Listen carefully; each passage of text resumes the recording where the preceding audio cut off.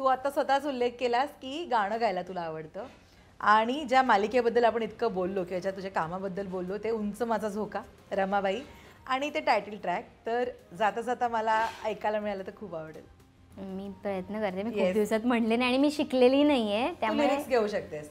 नाही पाठ आहे तुला का? कारण प्रत्येक घरामध्ये 7-7:30 वाजता ते वाजायचं. आणि अजूनही इतकं छान वाटतं की कुठे आपण रस्त्याने जात असो, स्क्रोल असतो, हे असतो आणि शेजारी कोणीतरी असतं, हमखास आठवड्यातून एकदा असं होतं की त्यांची ती रिंगटोन असते. हो, तर खूप छान वाटतं ते.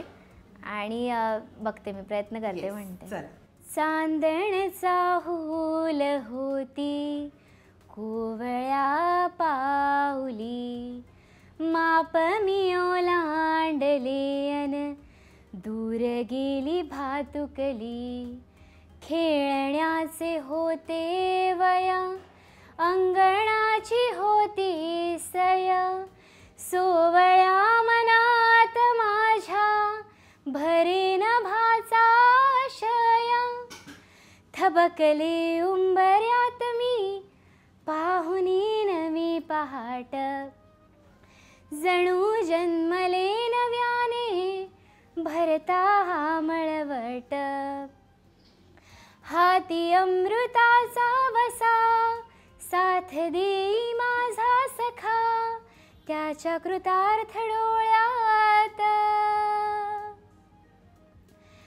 झुले उंच माझा झोका.